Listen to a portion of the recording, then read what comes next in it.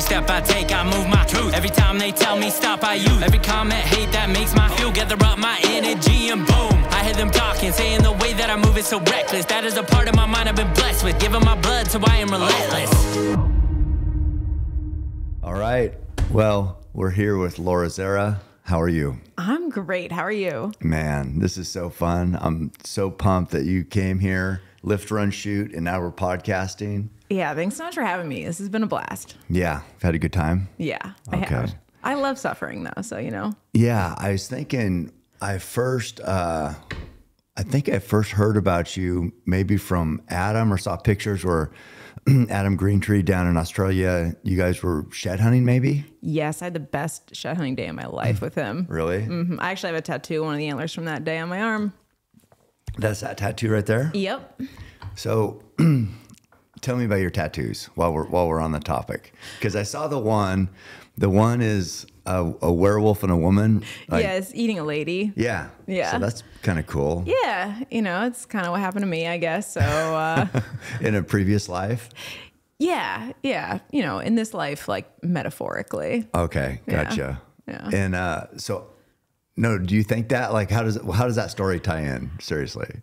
I mean, I don't know. I think I just became this feral creature, and so, you know, I wasn't born feral. The feral chose me, I guess. Yeah. How is that? I mean, it's great. I love it. Well, let's see. So what's your title?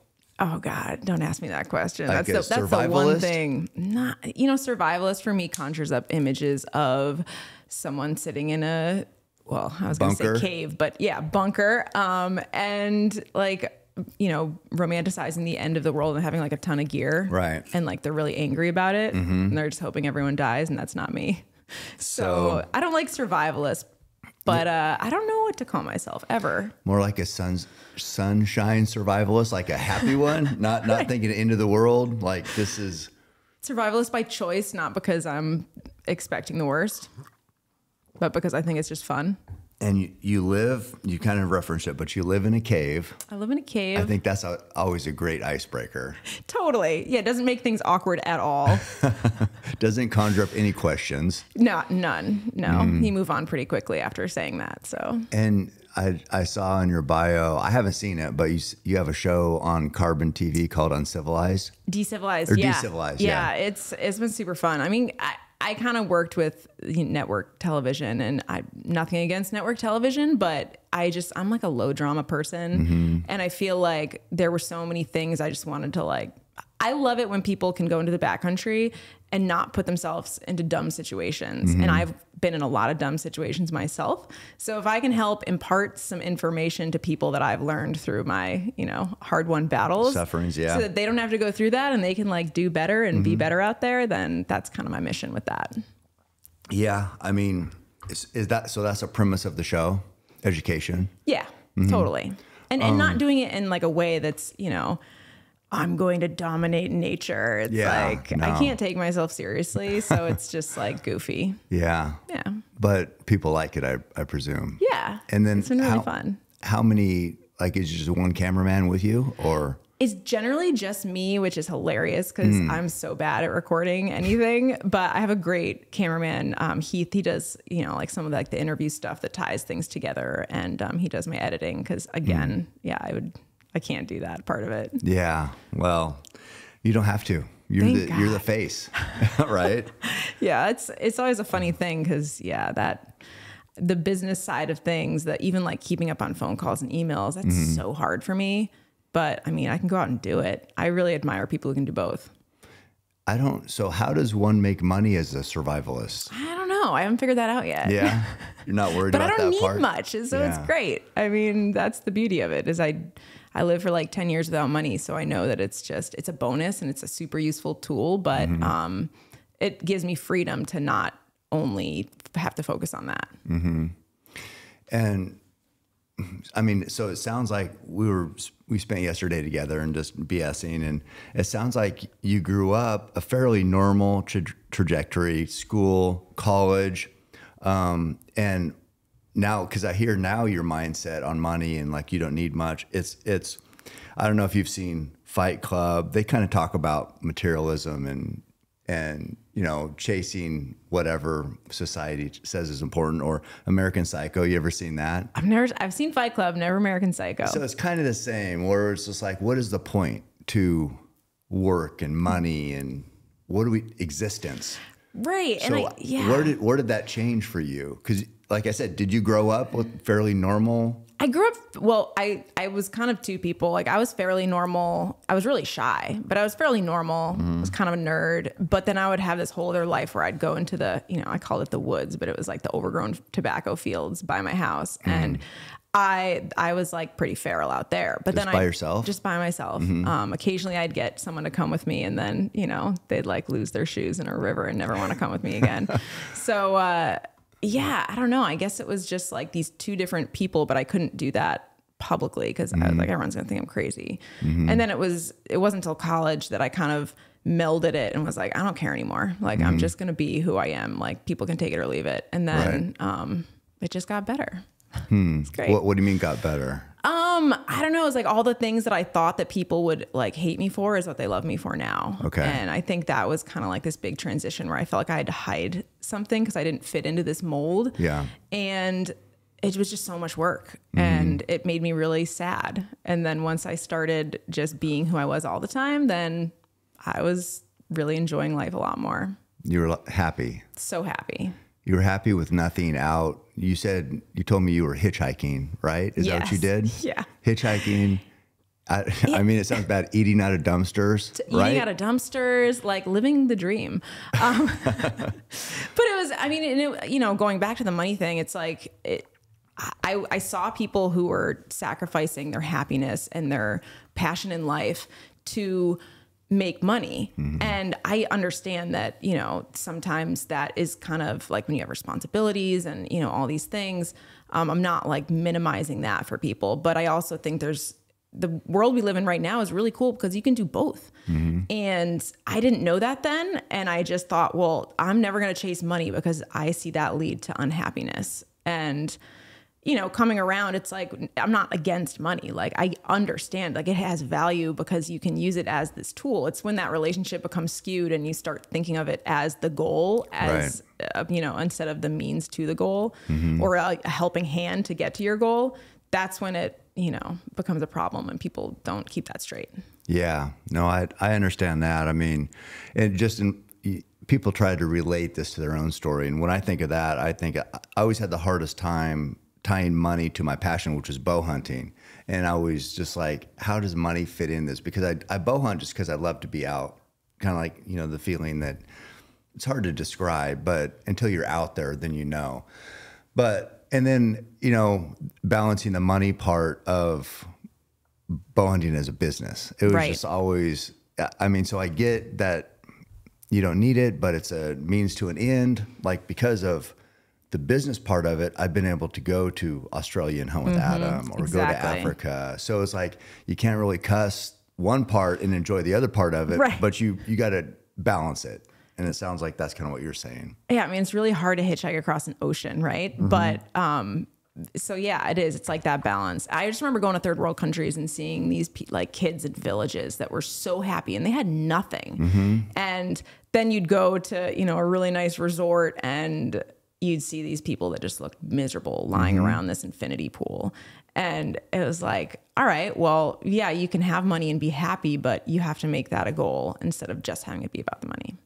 Yeah, I mean, and I've seen those same type of people in Africa where you're driving by, it's a grass shack, and there's a million kids running around, and people are dancing. They don't have shit. Yeah. I mean, first, what would we say?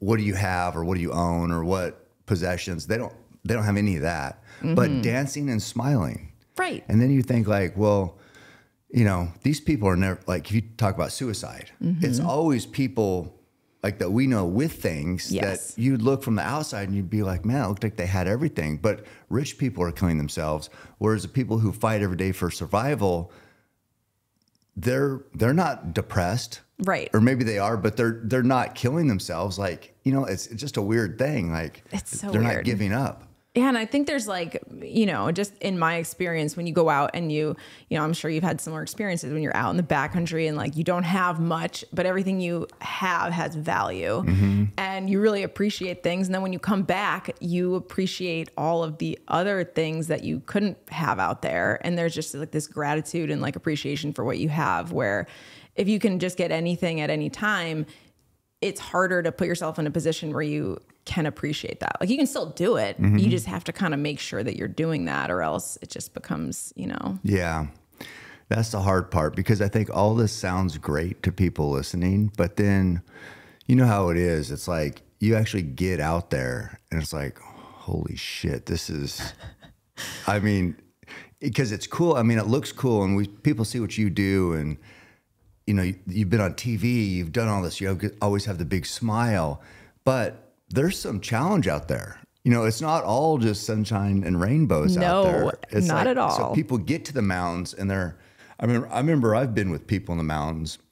You know how you eat a sandwich and you got the crust. Some people don't like crust, and through the crust in the wilderness, through the crust. And I'm like, you're going to want that later. Yes. I mean, totally. You're not going to be wanting to throw away fucking crust. No. I mean, that's what we do here at home. You know what I mean? Exactly. Out there, it's like, I'd be so excited if I found a crust someone threw away in the woods. Well, even you go run the mountains and all you want is something to drink. Yeah.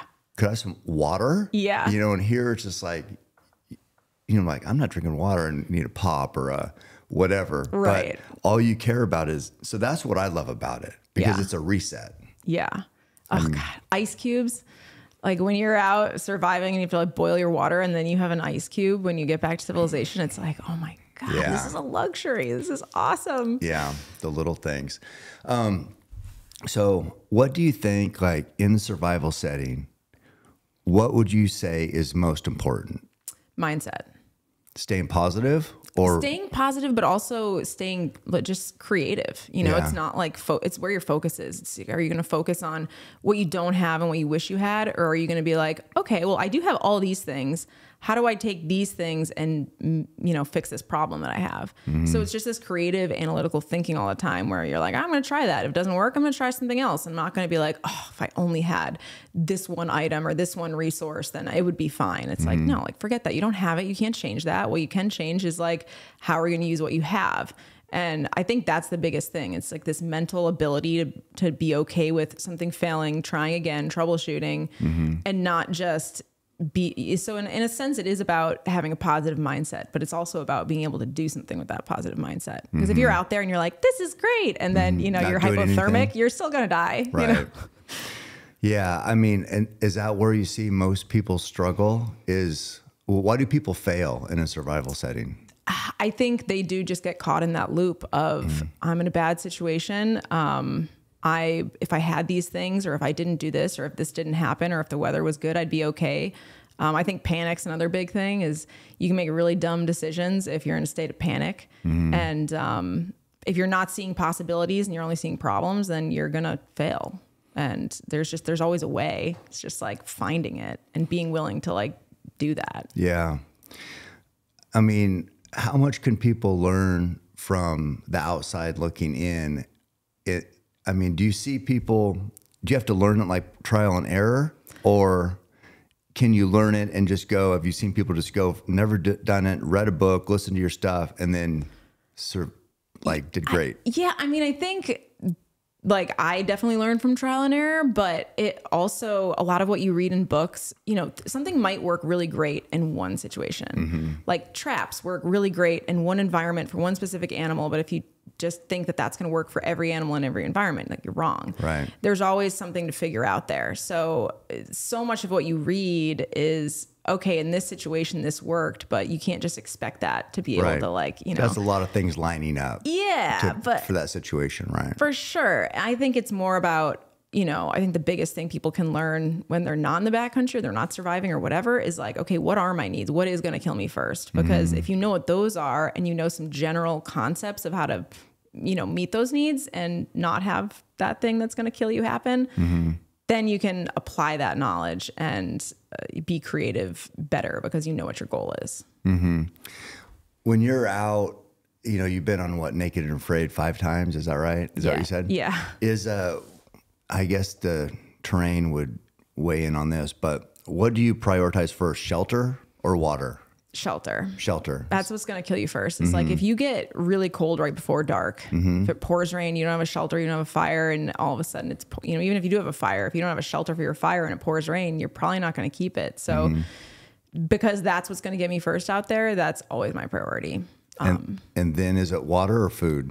Then it's what? Food is last. Food is like a bonus. Yeah. Because I don't know, it's one of those things where most people don't go without food for a day. Like most people have never fasted in any capacity, even when they're not surviving. So we think it's more important than it is because you feel that hunger pain and you're like, oh, my energy's down. And it's like, well, no, like it's not really yet. Yeah.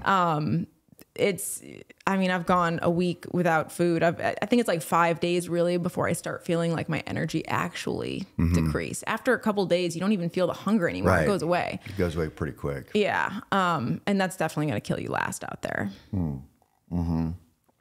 Oh, I was thinking about this too.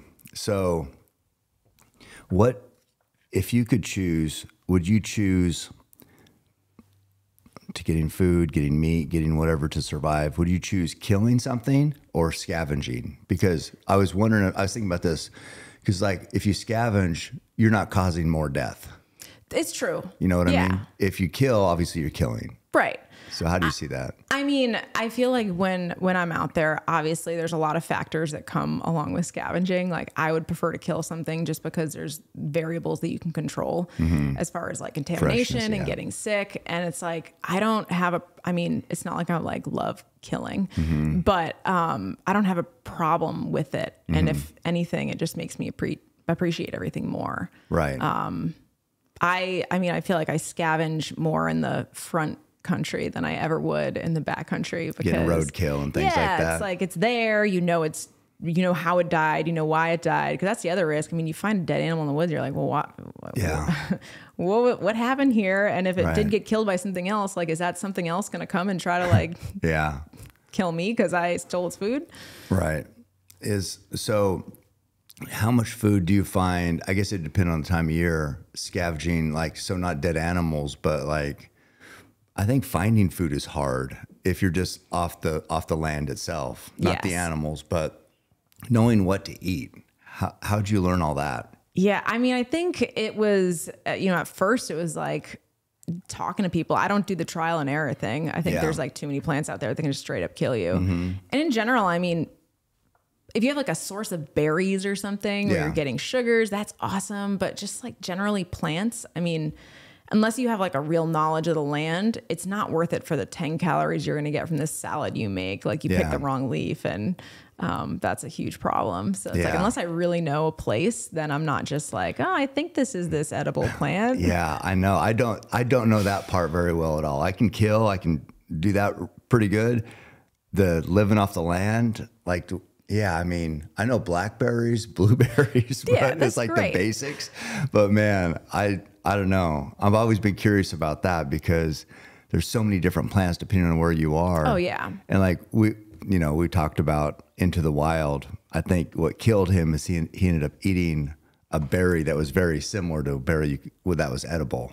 Right. Yeah, I know. It's so funny. There's this whole controversy about that now. Like maybe he just didn't have enough fat in his diet because he was eating like really lean meat and versus the toxicity of like the wild potato seed or whatever it was that got him. And it's like, but that, I mean, regardless of whatever it was that got him, that is a real thing. I mean, there's certain mushrooms that you can accidentally eat. And God, there's one where you just have to eat like piles of raw meat because the way your body is breaking down your insides, like the only way to replenish what it's taking is like, if you don't eat piles of raw meat, it's going to kill you. I mean, that's like, if you don't know your mushrooms, like don't experiment, you know, it's just like, you're not getting enough. I think a long-term survival situation, if you're going to be out there for a year and you need the vitamins that certain plants can offer, that's going to be a bonus. And clearly like in hard times, it's easier to have like a stockpile of, whatever, some root that is starchy, but generally, if you can get your meat, that's like the number one thing. Yeah, I know.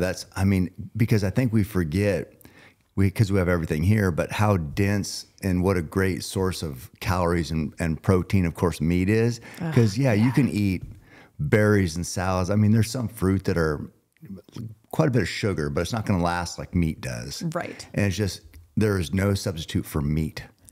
It's Being amazing. able to like choose to be a vegan is such a like first world luxury. I mean, it's not a real, in my opinion, just practical thing. If you're actually going out and living off the land, it's just, like I don't have, like the teeth that we have, the digestive systems that we have, like we're supposed to eat meat. Built for it. Yeah. Yeah. It's, I don't know. That's a debate, I guess, for in the first world where we have everything, right? Yeah. I guess you can choose to do that, but in the mountains, no. Because you've been doing this for so long and you've been around, you've taught classes, you've rubbed elbows with other people with this, like a kind of a similar background. Who's been the best survivalist you've met or that you've learned the most from? I was just curious about this. It's interesting because the world, like, varied experience and all of that. I think there wasn't really a teacher that I had that the person that probably had the most impact, Manuel Zerra, he was my anthropology professor in college. And he's the one who, I'd be like dragging roadkill off the highway. And I'm like, I don't actually, I butcher things, but I don't know what I'm doing. Like, can you show me what to do? And I built my first bow with him. And so he grew up with a tribe in Venezuela. His dad was an anthropologist. So like as a kid, he spent a lot of time down there. Okay. So he learned these skills firsthand from a young age. And he probably, taught me the most like actual skills. I don't think he'd call himself a survivalist, even though he definitely had more knowledge than anyone I'd ever met. But other than that, I mean, it really was just me getting lucky and figuring things out and putting myself in really dumb situations. Yeah. For a long time. It's it's incredible going from, you wouldn't think that a girl going to college on the East Coast would transition to be this wilderness Western, I don't know, you say not survivalist, but I don't know what it is. Yeah. But I mean, that's amazing. Yeah, it was definitely, I mean, it's funny now. I just remember trying to find everything I wanted when I was still in college, and I was living in the arboretum of the college, which definitely was not allowed, but I just had this like secret hidden shelter that I built in like this really like dark thicket. Yeah. And I would, show up to class with like sticks in my hair, and it was like a really like preppy college in Connecticut. Yeah. So everyone just thought I was completely insane. I remember pulling a roadkill deer off the highway and hanging it in a tree on campus and butchering it and just having campus safety. Like they didn't know what to do. They were just staring like, what do we do with this? I just kind of ignored everyone and had this funny little crowd around me. And I was like, whatever, I'm getting my meat. Like go to class. What are you guys doing? And then what happened? So what'd you do with it? You got the meat off the animal. Yep. Then what'd you do?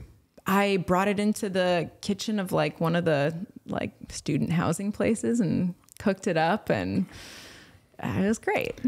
Did you hunt when you're growing up or? No one in my family hunted.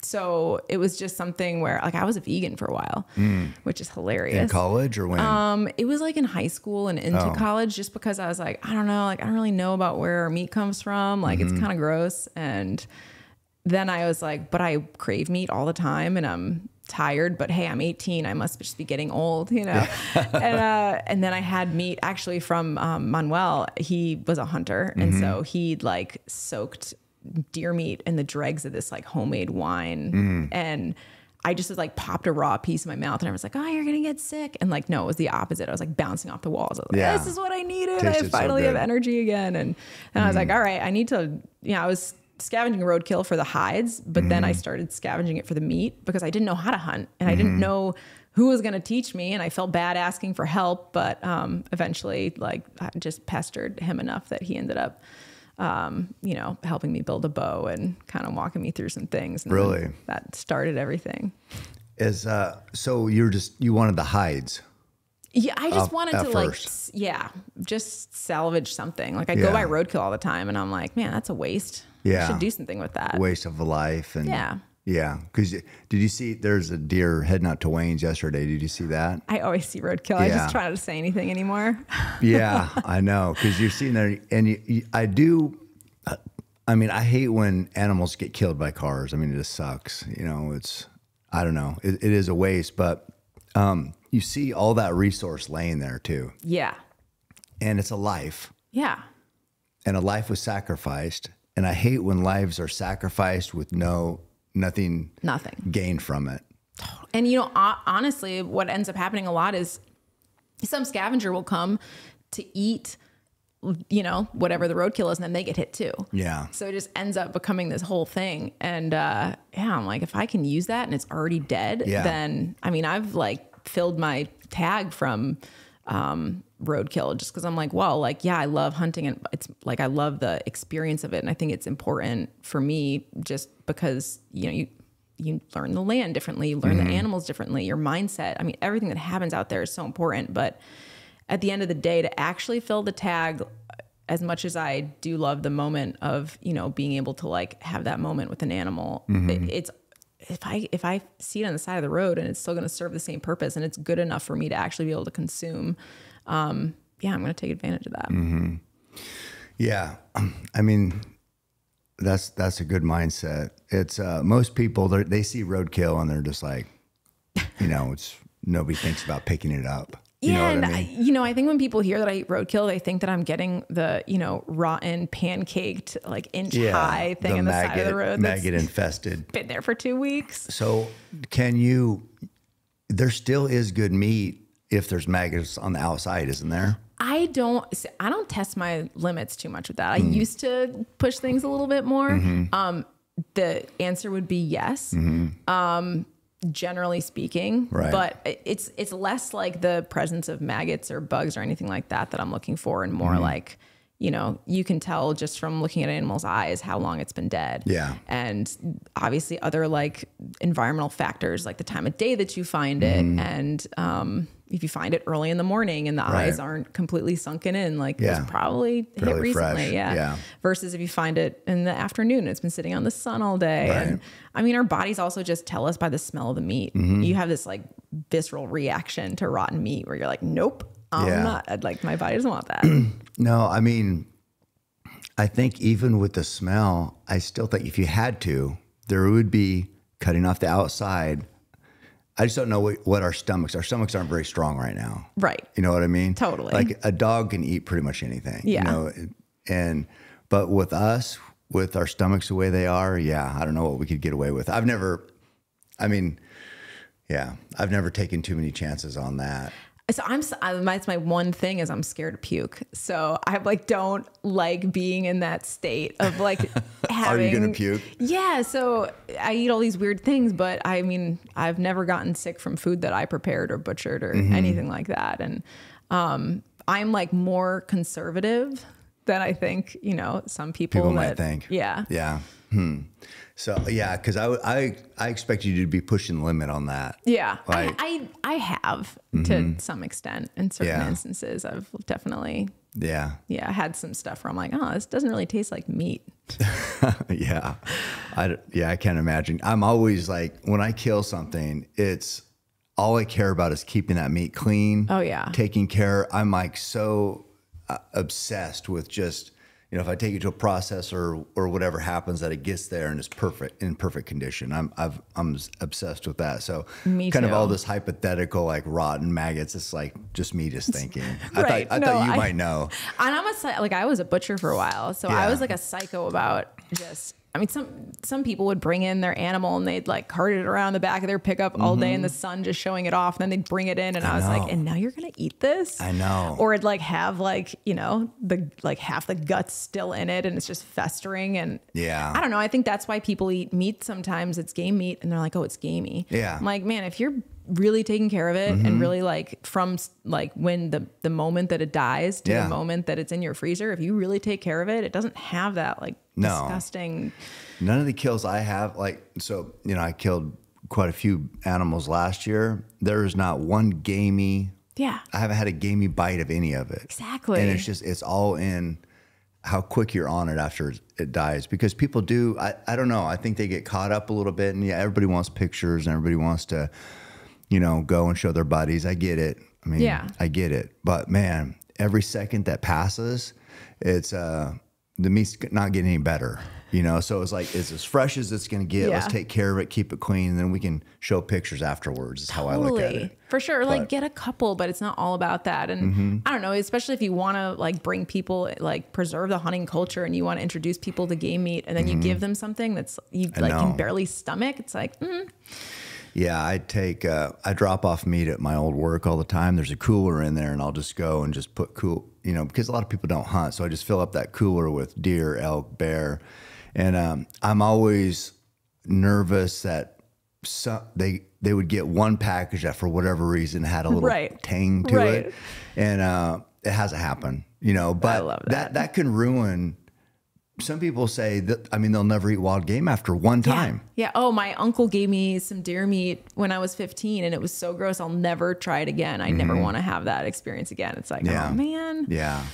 I know it can ruin it for people, but man, when they taste it, the best bull I kill each year is usually in Arizona. For whatever reason, that meat, I can tell when I eat that meat, I'm just like, there's got to be Arizona, and it's just, I don't know. There's nothing like, to me, I love elk, but I eat anything. But man, that one area of Arizona, for whatever reason, meat is so good. I love that. Where's the best meat you've had? I mean, honestly, like Eastern whitetail, just like that. I think all whitetail smells kind of buttery, and I love butter. But for some reason, like the Eastern whitetails, I feel like they just smell like butter. Tastes like. Yeah. It's so the raw meat you can. Raw meat smells good. I love. I like eating raw meat too. Like I just love like when it's good, you know, and when you know that there's been no contamination. But probably my favorite wild meat is porcupine. Really? There's a reason they're covered in quills. They are so delightful. Really? So that's like I've one of my never had favorites. one. Oh, they're so tender. Oh, yeah. Is it? Yeah. Obviously lean, like all wild game, but just has good taste, huh? It has good taste, and just I just find that it's just you can tell that it's not a sprinter. Right. Yeah. That does make a difference, I think.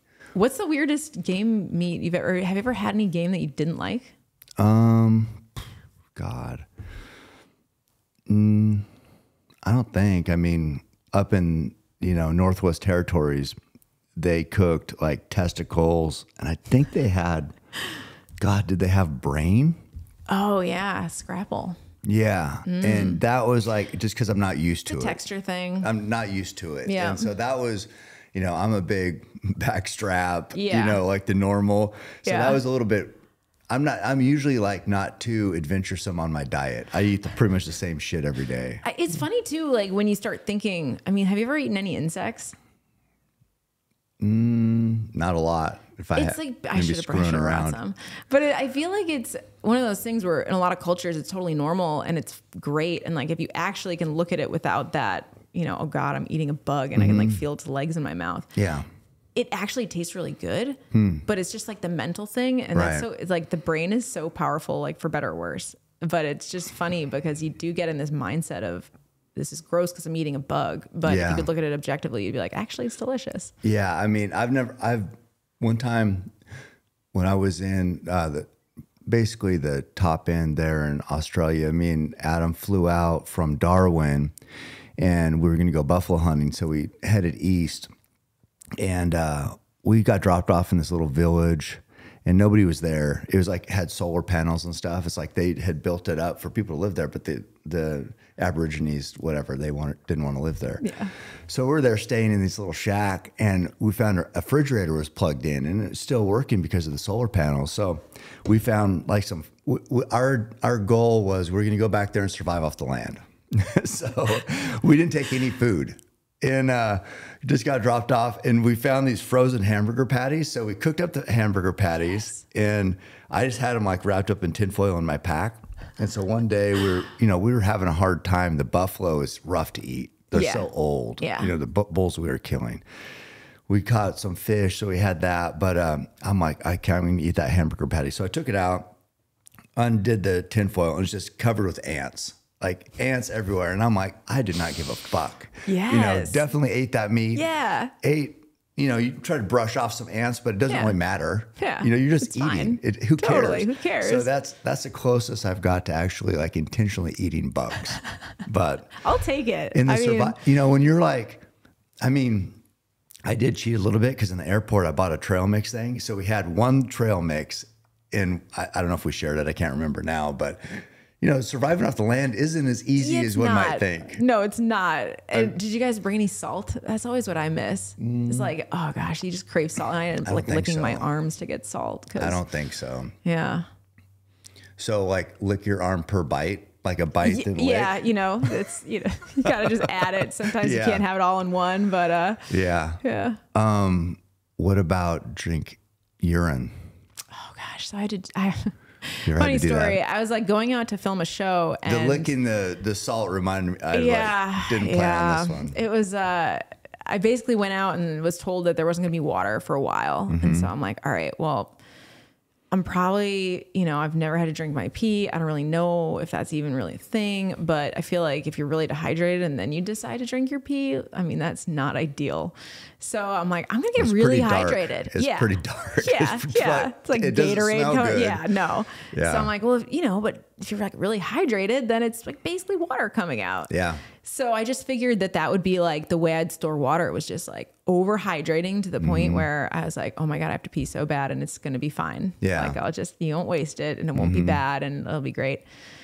So I go out and it's like, you know, it's been a couple hours. It's, I don't know, 90 something degrees in the Colombian savannah and I'm really thirsty. And I'm like, all right, I really have had to pee for a while. Like this is it. And so like, drink my pee, and I mean, it wasn't terrible, but you know, it's like, it's warm. That's the worst part, I think. So it's never great. But then like 20 minutes later, we found this like beautiful spring. It's like, oh no. So that was the only time I've ever done it. But actually it's funny because you didn't get sick or anything. I didn't get sick or anything. No, like it was not a big deal. But the biggest problem I had was that I was so overhydrated that my electrolytes were off. So because I just had, you know, I mean, I don't even know how many gallons of water I drank that morning, but I started getting lightheaded because I wasn't replenishing with food and I had just like thrown everything out of balance. And that's when I first started licking the sweat off my arms. Yeah. But you know, it's effective. That's true. Yeah, you can, like, because I do those long races and you can overhydrate. Yeah. You can underhydrate. You can have too much salt, not enough salt. It's like there is a balancing act in there for sure. Yeah. Yeah. That's I've never had to drink my pee, but I was going to ask, but I've read or I've watched, who is that? The British Special Forces survival guy. Bear Grylls. Yeah. I mean, on TV, I've seen it. So who knows how true it is. I know. I feel like he also squeezed water out of like elephant dung or something. I'm like, that's also a line for me. I know. Not going to be doing that in survival. Because, you know, if you get sick out there, it's not just like, oh, it sucks to be sick. Like that is going to put you on a slippery slope down. I was wondering because as I told you, I watched like, I think your first Naked and Afraid last night doing research. But when you guys were eating all those water apples, I was wondering like if that would upset your stomach. Yeah, those were so much fruit for sure. And sugar. It was so mild. They were really like, you know, it was almost like a watermelon where it's not like a strong sweet flavor. Well, I guess watermelon's sweeter than those water apples were, but yeah, there's definitely there's plenty of stuff that you can eat out there where if you overdo it, it's an issue. But those things were like, those were good. They were good. Yeah. And some of them are fermented. So we were almost like getting drunk off the ones on the ground. Yeah. Wild. Yeah. I mean, they looked good on the show. Yeah. The sea urchin, I think that the guy you were with wasn't too into that one. That's so weird. Like it's like a delicacy. You pay a lot of money for sea urchin. Right. Yeah. What the biggest score was at the lobsters you caught? Yeah. Yeah. Oh my God. It was like so much food. It was so good. Yeah, I bet after that was 2 weeks down the road, finally getting some meat or good food probably was pretty nice. When you first started, so I'm going to go back to like, you got this calling, you're getting, you know, pulling deer off the highway, skinning them out at college. When did you first become a hunter? You said that the anthropology guy taught you, but when did you get your first kill? I think we all can agree, no one likes a plumber's crack. My suggestion, Groove Life belts, and longer shirts. But not only does Groove Life have belts, they have silicone rings, watch bands, and wallets for everyday use. I've been using their belts for over a year now, and I can tell you they're easy to adjust and my crack is covered. Go to groovelife.com/CAM and use code CAM for 20% off your order. Hey guys, you want to be as smart as famed neuroscientist Andrew Huberman, PhD at Stanford? Well, sadly, that's probably not going to happen. But I did find something that can help, and that's HVMN Ketone IQ. I actually downed one right before reading this, so if I sound decent, it's probably why. Because I'm not sure if you guys realize how much brain power podcasting takes, but whatever I can take that will at least make me sound smarter, I'm in. Ketone IQ is a clean energy boost without sugar or caffeine. Ketone IQ increases your blood ketones. I'm not on a keto diet, but by taking Ketone IQ, I can achieve the desired focus and energy for explosive workouts that ketones typically provide to those in ketosis. You can find Ketone IQ at your local Sprouts or online at hvmn.com. Use code CAM, C-A-M, for 20% off your first order. It was with him. I would go out hunting with him. The Arboretum, the deer would get into certain parts of it. And I mean, in Connecticut, there's not a lot of hunters. And so there's just deer getting hit everywhere. Everyone's lawn. There's no vegetation, to where the deer can reach. Yeah. And so I would go out with him, and it was pretty incredible to, just to experience it. Cause I'd dealt with so many dead things, but I didn't, like the first deer, I ended up having to chase down before it ran into this amphitheater full of after it was wounded or what? Picnicking. What? Yeah. It was wounded, and it was just headed straight for it. And it was it's not like it was a secret that we were killing them, but none of those kids definitely knew, and they would be horrified and wouldn't understand necessarily because, for whatever reason. I just remember having to chase this deer down, and I remember we had to jump on it, and we cut its throat, and it was screaming, of course. Ooh, yeah. And even though there was no blood left, I mean, it's just incredible, the will to survive. And I just had this romantic image. You cut something's throat and it dies. Right.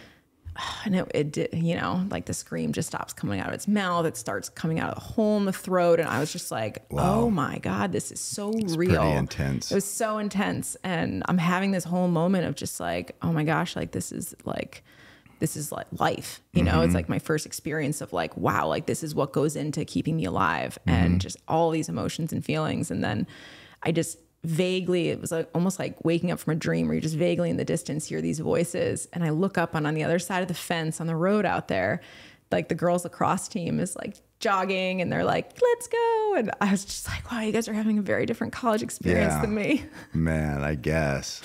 Yeah, that's intense. I mean, it's, I've spined deer before too, and they've made noise, and it's not the most pleasant thing. No, I mean, but it's real, and it's definitely real. That's what happens. I think it's something that we can lose sight of, and we know that this happens when animals kill other animals, but, that's it's part of the sacrifice. It's not good or evil. It has nothing to do with that. It's just life. But I think it's, for me, it just made me be all right, well, I better do something worth, the inevitable sacrifice it takes to keep me alive. And it was inspiring to me more than anything. So it didn't turn you off from the act of hunting? Not at all. Because that was, everybody's after a clean kill, a clean, quick kill. In hunting, it's not always clean and quick. Absolutely. I mean, there's no death and there's no guarantee that any death is going to be quick. No. That's the way it goes. So it's our goal is a merciful kill, but at times, you look at the wild dogs in Africa or the hyenas, and they're eating those animals alive. Yeah. The impala could be standing there with its guts strewn out. Yep. Half consumed. Dogs, hyenas eating them, and they're just standing there. Yep. So the reality of it is, it's hard out there. Life is, it's hard to come in with a new life. It's hard to go out with death. That's just the way it goes. It's just the way it goes. And I think there's something about you know, if I'm going to exist in this world, you know, that's part of what goes into it. And just because you don't eat meat and you only eat plants doesn't mean that you're, you know, there's plenty of, first of all, habitat loss. I mean, the fact that there's all these animals getting like ripped apart by the machinery. And, you know, it's just like, whether you want to see it or whether you want to ignore it and pretend that you live in a fairy tale, it's part of what it is. And for me, I'm just someone who wants to know, and I want to experience it and be able to like look that animal in the eye as it's dying and understand that, instead of just like, oh, I'll just pretend it doesn't happen because I don't, you know, want to it's feel uncomfortable. Yeah, I know. That's the truth. And it's, I think there's a big acceptance to when you accept that, hey, things have to die for me to live. It's a big transformation. Yeah. And some people never accept that part. Yeah. They go to the store, they buy the stuff, they buy the meat, the hot dogs or whatever, chicken breast. And it's like totally, oh no, this is just meat. This isn't an animal. Right. And it's just crazy to think that people can go through their entire life and never, connect the dots at all. It's super weird to me. And I think it's, you know, if people could understand, like, and it sounds like anyone who's a hunter obviously like, understands this emotion, but it's like, you love that animal as it's dying in like the weirdest way. You don't love the chicken you buy off the shelf. Right. But like the gratitude and the respect, and, you know, when you've had, especially when it's like a longer experience and a longer hunt, and you just, you know, I mean, there's deer that I've known better than people that I've known, where it's like, all right, I know that if when he comes up to this tree, he always takes a right around it. And it's just like the little things that you learn. And yeah, it's just different than when you, buy something from the store, which, you know, it's just different. No, it's definitely night and day different. So your journey as a hunter started as in Connecticut there. And then what's been the most memorable hunt for you, and how is this journey? I mean, where do you see it going? Oh man. Gosh, most memorable hunt. Oh, how do I even pick? Oh, I remember, I had this hunt in Idaho. It was my first elk hunt, and it was a rifle hunt. But I went out there and I don't know what I was expecting. It was the late season hunt. I think it was only like, I want to say it was like 11 days or something. I was out there. And it was just the hardest thing I ever did. Like, we started up high, pretty much immediately got like 4 feet of snow that we're camping in. And it was me and a couple buddies of mine. And it was hard. And there was open ground down low, but there was a lot of pressure down low. So all the elk were up in the snow. Yeah. But it's like, well, we had to be in that too. And finally had an experience where I shot a bull.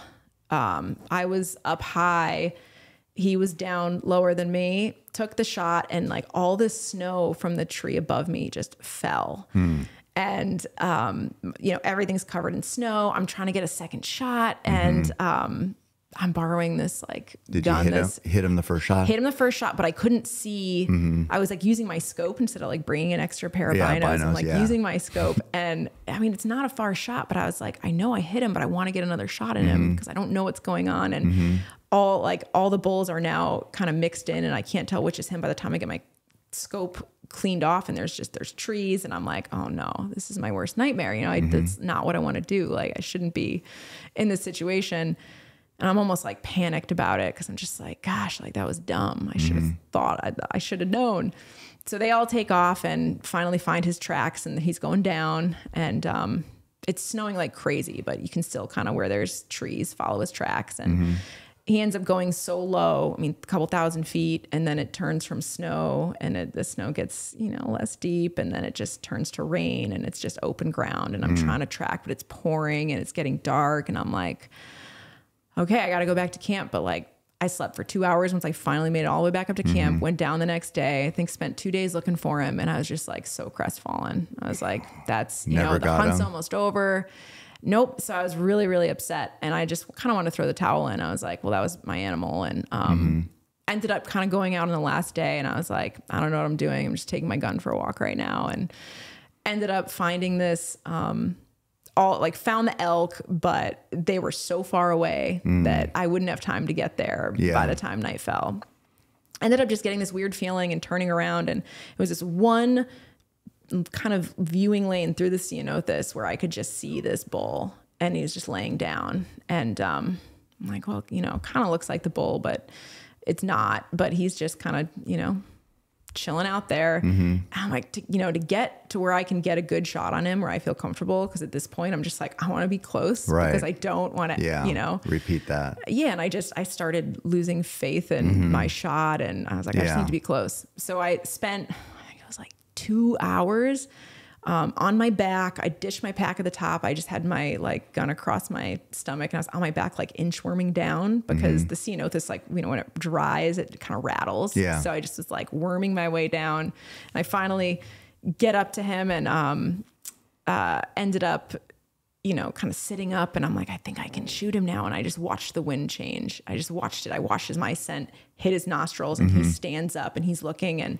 I ended up like taking this ridiculous shot that I don't know even why I took it, but it ended up spining him. Really? And he fell down, and I was like, couldn't believe what had just happened. And it's right before sunset. And I'm like, this is like the last hour of, you know, shooting light, and ended up going up to him, and I found my other bullet hole in him, and it was the same bull. Really? Yeah. No way. So I finished it like right then. And it was just the whole experience of like self-doubt and like just going with things and pursuing it, and the effort that I put in and having it all pay off at the very last moment. It just was like such an emotional What a roller journey. coaster. It was a roller coaster. Yeah. Yeah. You can't be any lower. And it's not like that you're high, 'cause it's not like you're high like you're at Disneyland or at some fucking birthday party, but you're high because you got your bull. Yeah. You know, and it's not like this joyous, like this is so fun, but it is, you know, when you've been at the lowest of lows because of the failures, it doesn't really have to be that fucking high to feel good. Right. I mean, it's so intense. I was like, hearing you tell that story, I was like sympathetic to you, because I know hunting it can test us. It can leave us questioning. Yeah. Am I a fraud out here? Oh, what am I doing? I have imposter syndrome in everything I do. You know, I'm like, I'm not really great at anything. And like, maybe I thought what was I even thinking, pointing this gun at this animal when I wasn't like 100% sure? Why didn't I think about the snow and the tree? And yeah, I always feel like a fraud. Yeah. And it sucks when you wound an animal because of that. And a situation like that just exposes, you feel like you're exposed to everybody. You're like the curtain's pulled back, and here you are, like you have an audience looking down.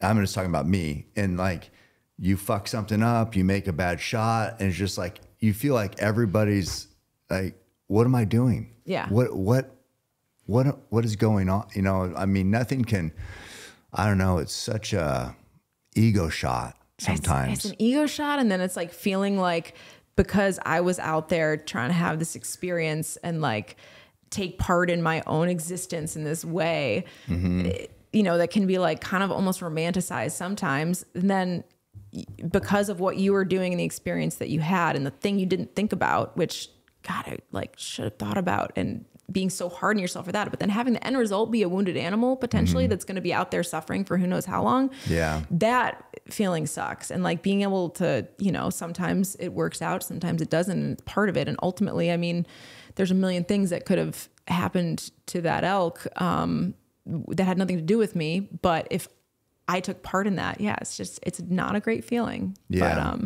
But it was just like the whole roller coaster of emotion, like every emotion, being able to experience that in like, you know, 11 days, there's nothing else in the world that just can bring you to all those different places. Yeah. And Life-changing. And then eating the meat from that elk, it was like every time I ate that meat, it was like this, you know, bringing me back to that experience and those feelings and just everything that was. Yeah. No, it's, there's nothing more powerful, nothing, I don't think we can't learn any deeper lessons than we can in the mountains, and especially killing something that's like, you referenced it, but it's one reason why hunters, you know, you get the anti-hunters who throw out death threats all the time. It's not the hunters, because hunters understand what life and death is and why life is cherished. And yeah, you don't say you're going to kill somebody because you don't agree with them like that. Right. Not anti-hunters will, but it's the hunters who have been through so much that gives us perspective. Yep. And that Absolutely. perspective is hard earned, and it hurts. It does. I mean, I've been in those situations where it's like you can't feel any worse. Yeah. And you're questioning, your motives. You're questioning, God, what am I doing this for? Am I doing this for somebody else, or is this for me? Did I have the right, was my heart in the right place? And I think that, you know, putting those questions in your head, you can grow from it. Oh, I love it. I mean, it's, you know, that sounds masochistic, but it's just like, if I'm not having that experience where I'm like questioning everything about who I am and what I'm doing and why I'm doing everything, it's like to be able to have that experience and have those questions. It's like, yeah, you learn so much about who you are. And I'm not interested in, you know, like succeeding all the time and just being like, oh, I'm great and everything I'm doing is righteous. It's like, no, I want to be questioned. Yeah. I want people to question what I'm doing. I want people to, you know, I want to have those conversations. Like, how boring would life be if everyone was just telling you, no, yeah, everything's awesome. Like, no, it's. Yeah. I mean, I like it too, because sometimes while I might read something or think something and it doesn't feel good, that's okay. Yeah. I mean, that's okay, because it's like, maybe I do need to ask myself this stuff, because if there is something out there that's like, if I'm not being true to myself, I want to ask those questions and know. But it's like every time I've asked those questions, I'm like, no, this is who I am. This is what I do. Yeah. But you need that litmus test. Yeah, you know what absolutely. I mean? And it's like, yeah, I don't know. When you try to explain that to people who haven't been through it, it probably seems like a foreign language. But when somebody's out there for the first time and they're on a hunt and everything's exposed, and it's like, okay, it's you and this animal, and are you going to kill it or not? Yeah. I mean, that's as black and white as it gets. Yeah, and it's just real. Yeah. I don't know. Like, I love how you are like real about your stuff too. Like the whole experience, like with the bear hunt, everything that happened. It's like, yeah, like sometimes the craziest thing happens completely out of your control, and it's like you could just be the person that you know, injects the perfect kill shot and doesn't tell the whole story to keep this whole air of, you know, whatever in that moment. Or it's like you could be real, because that's like a journey and that's part of it. And it's just like that authenticity. I mean, it's not like romanticizing the failures as much as it is just being like, hey, like sometimes things happen that are out of, you know, the realm of what you thought was possible. And killing shit with the bow is fucking hard. Yeah, I mean, it's hard. It's all there is to it. And if it's a grizzly, it's even harder. I would certainly say that. Yeah. How do you, what's your preferred method of hunting? I mean, you've done traditional, you've done compound, and you just mentioned that rifle. What do you enjoy the most? I mean, I enjoy all of it for different reasons, but the bow to me is just different because it's more intimate, and it's more, I feel like the moment that the shot happens, there's just a really crazy disruption on the landscape, and there's not that with bow hunting. And so, you know, the biggest reason that, like, when I go on rifle hunts, I mean, it's a different experience, but it's also, you know, it's because I'm not in a place where I feel like I am shooting enough to feel good about my shot. And so going out, it's, you know, I don't just want to like target practice on the animal. Right. So for me, it's just, I like it more just because, well, for one, it's just a lighter thing to carry around. And I can just be more part of the landscape. It just feels like, kind of, you know, more of that dance as opposed to like this, like just violent sound. Yeah. That just kind of disrupts everything. No, I completely understand, because I don't rifle hunt, but I take people out still. And it's like, I like it because the chances of success are higher, you know? So if it's new hunters, I like to see people succeed, and you can use that as like, because it's a little easier. You can still say all the words you want to say. You can say why this is important, but it's like with bow hunting, everything has to be perfect. Yeah. So I enjoy the rifle hunting aspect of being out there, but yeah, it is. It's a loud bang. It's killing by shock and trauma. Whereas a bow is quiet, killing by hemorrhage. Totally. And it's completely different. You say it's not I can't remember but it's something on the landscape where, it's quiet and it's you feel like you're more part of it. Right. And yeah, I totally get that. I can't remember if you said, have you made a bow yourself? Yes. That's how when I first got into it, the first bow I was really shooting was a bow from a hickory that I cut down and carved and tillered and made into this, you know, instrument of hunting. Wow. So it was super fun. And then I was into that for a little while, and they were hard to travel with. You know, the more you kind of beat them up and the more you expose them to temperature extremes, they're a little more finicky. But there's still something about like the experience you have with that wood and like drawing this bow out of a piece of wood, you know, turning a tree into like a bow is just, it's so cool because you have to listen to the wood. It can't be about what you want. It has to be about what the wood wants. And I love that. You have to listen to it? Yeah, you really have to like work with it. Because if you're like, this is what I want to make, it's kind of like my whole philosophy around survival where this is what I want and I'm going to do it and I'm going to force this to happen. Right. Well, if you do that when you're making a bow, the bow's going to blow up in your face. So, it was just cool to have the experience with wood. I mean, it gave me a whole new appreciation for wood carvers and woodworkers. And I loved it. But, yeah, I mean, I'm not one of those people that's like, there's so many people that are, I don't know, they get really, well, you're not a real bow hunter if you use a compound bow. And then there's the traditional people and they're like, well, you're not a real trad bow hunter unless you make your own bow. And then it's like, well, you're not a real like self bow person unless you're making your own arrows and flint and having your own points. And like, what point do we stop? You know, like we all love this thing. Why are we looking for things that make us different? Yeah. But I love all of it for different reasons. You know, I mean, I'm not going to be taking 100-yard shot with a self bow. Right. Like yeah. There's some limitations and there's some things I love about it and there's some things that I don't love about it. And, but I think all of it is just kind of the same experience. Yeah. Yeah. It's different degrees of the same experience. Yeah. Did you make your own arrows too? I did. Really? Yeah. And heads? Yep. Really? Yep. And did you kill anything with all that? Small animals. Yeah. Okay. Yeah. Like grouse and once I gave up. Man, it'd be tough it seems like it'd be really hard to get it like a deer kill. I mean, yes. And it just really depends on like where the shot is. Cause obviously if you're hitting bone with them, I mean, it's a soft, like if you're using obsidian, I mean, it's wildly sharp. Yeah. Like it's just like flows through flesh, like, you know, water, but, it's definitely not something that's going to like have any sort of penetration with bone. Yeah. Right. No, you got to get lucky in between ribs or something like that. Yeah. Is that what you used obsidian for the heads? Or like there's different flints and cherts and. Okay. Yeah. I want to show you the one I found up here on Pisgah. See what you think of it. I'm really in the house there. I love that. Yeah. I mean, I'm addicted to looking for heads whenever I'm out. I know. I mean, it's like the biggest treasure hunt ever. It is. So when you're out, I was thinking about this too. So when you're out in, you know, around your cave, whatever you do at your cave, are you walking around? Do you have the mindset of a hunter or an observer?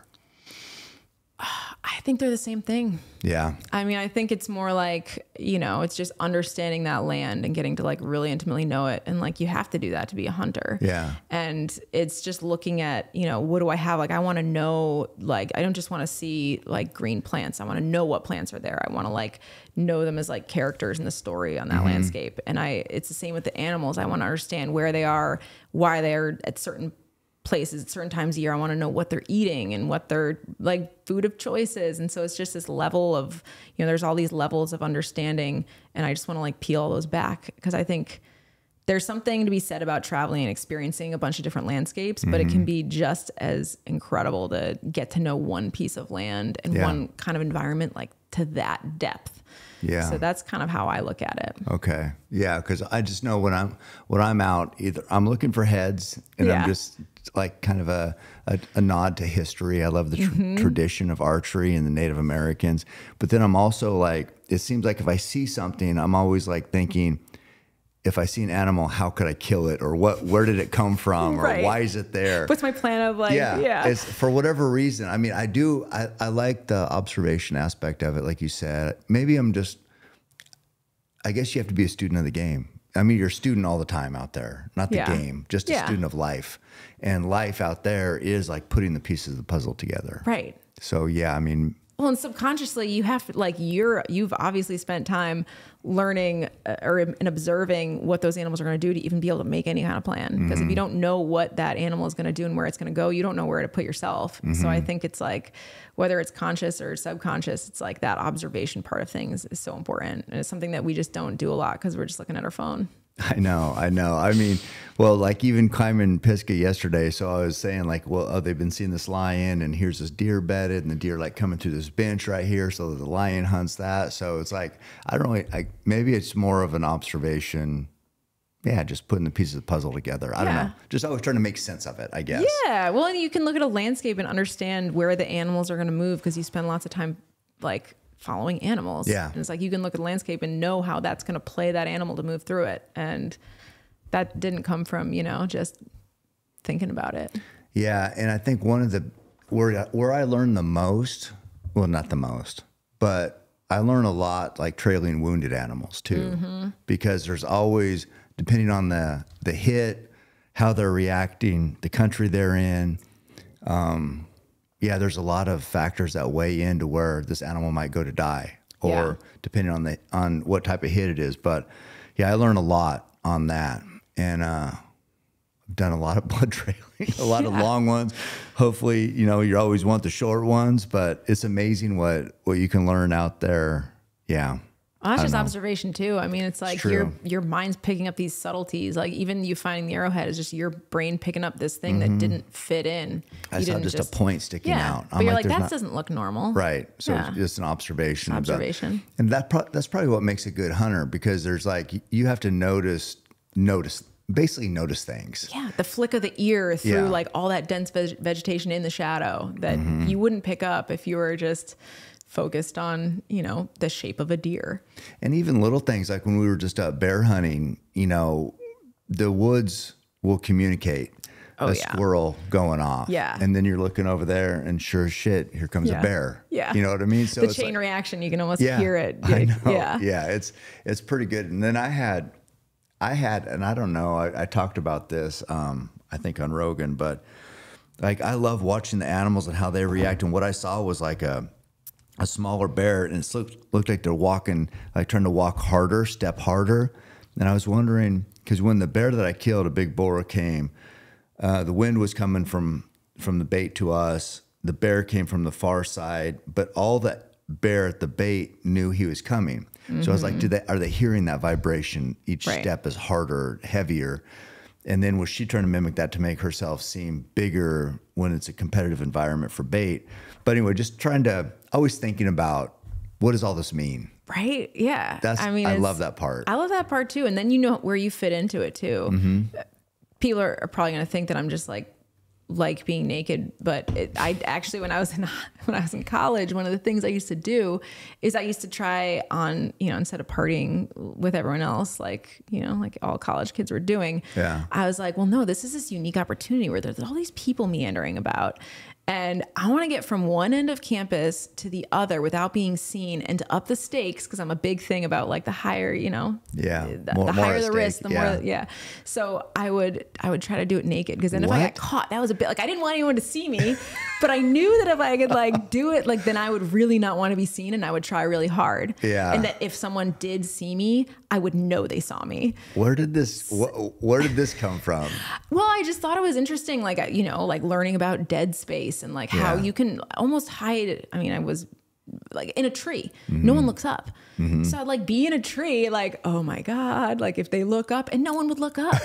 And it was so interesting. And it made me, not only realize certain tendencies that as a human in our culture that I would have certain weaknesses, but it also just allowed me to know how to kind of like move and find that space that people's eyes tend to skirt over. And, and I just wanted to like kind of be invisible in the woods. And so, I mean, half the reason was because I was like living illegally in the woods on campus, but it was like a game, and it was a way to use something that people were already doing and insert myself and like see if I could like learn that environment. And then going into the woods and like hunting and stalking and even just like learning how to not have the birds and the squirrels start alarming and kind of play off of them and move around what they're trying to do. It's just like, it was all part of like that learning experience. It was so much fun. Yeah. Did anybody? So nobody saw Nobody you? saw me. No. Because they would have thought this girl is nuts. Thank God it was before the time of cell phones. Because if anyone had seen me and they got like this picture of like the naked girl in the tree being really creepy, that would have been not great. Yeah. How would you explain that if you did get caught? I did not ever get that far. Yeah. It would have been terrible. I probably would have not said anything and made it more weird. I don't know. So I think you were built for Naked and Afraid. In a way, but then, you know, I was never counting on being caught. So Yeah. It's what was the most, speaking of Naked and Afraid, what was the most memorable show for you? I think it was the Amazon, just because the environment was so it was just so intense in every way, and for better or worse. It was just everything is so alive, and then the mental aspect of the thick clouds of mosquitoes that we were just choking on. It just made everything more intense, and like you had to be in control of your mind. And if you let that guard down for a second, I mean, there were crew members that quit because the mosquitoes were too bad, and they were wearing like full beekeeper suits. So it was, you just had to be on it, and you had to like keep your awareness, and the awareness was tested by the amount of, you know, bugs that were constantly trying to get your attention. So I just loved that because I was just on for that whole time. But it was so beautiful, and it was so incredible, and getting to be out there and see the things I saw and have the experience I did. I felt so lucky, even though there was just this level of intensity at all times. Because of the bugs? Because the bugs, and because, you know, the rain was relentless, and it was cold. So it was just all those factors. And then it just didn't do anything I expected. I mean, okay, have a fire because the smoke is going to repel the mosquitoes. Well, no, those mosquitoes are so crazy that if you have a fire, the heat of the fire does more to attract the mosquitoes than the smoke does to repel them. So you couldn't have the fire. So you had to like learn. I mean, really, it turned out to be just moving. Like you'd be at a camp for 2 days, and the mosquitoes would start showing up, and then they'd just bring all their friends, and then everyone would be there. So if you moved, then, you know, you'd have like a day that it was better, and then it would start to get worse again, and then you moved again. So it was like all that troubleshooting. It just was, it was super intense. But I love intense. Did you, I mean, water, did you ever want to go underwater to get away, or like cover yourself in mud? Oh yeah. Yeah. And I mean, I did that. I think the mud lasts for about 30 seconds, and then your body heat dries it, and then you're just dirty and get eaten by bugs. So I saw on the one that I watched last night, it was, you did get, I can't remember what the bugs were, but you were like pretty bit up. Do you remember that? Oh yeah. The chitras, the sand fleas. Yeah. We actually tried using mud. It was like the middle of the night. It was the first night, and we were just getting destroyed. So, you know, you have no lights, and you go back there, and we're like, it didn't look like he had the same amount of bites. It seemed like you had more. Did you? Yeah. I don't know why they liked me so much. That's a body chemistry type thing. It's weird. I don't know. It was wild, but they loved me. I was also spending a lot of time in the swamp, but they ended up, so we're putting mud on ourselves, and they're like, this mud smells terrible, but it's swamp mud, you know? Well, in the morning we realized it was like thick monkey poop. Oh, like slathering all over ourselves. And yeah, it's like, all right, it didn't work anyway. Now I'm just covered in feces. So, and that was the one that I watched, the first one. Yeah. Was it Panama? Did you say? Yeah. And then, but the most memorable was Amazon for you. And how did that one go? How long were you there?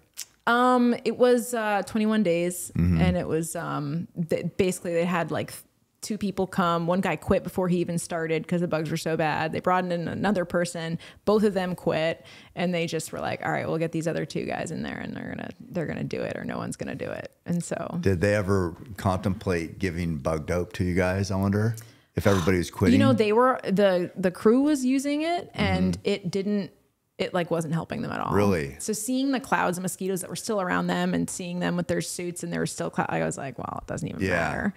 And so mentally just block it out. Is that what you did? Yeah, I just had to be like, mosquitoes are not going to kill me.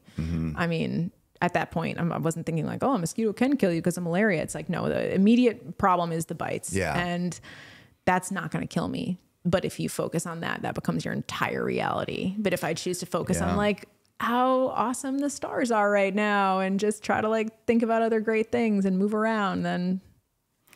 Yeah. I mean, I've been up, caribou hunting up off the Hall Road in Alaska, and the mosquitoes, we would say, me and Roy have said before, we felt like you could go crazy. Yeah.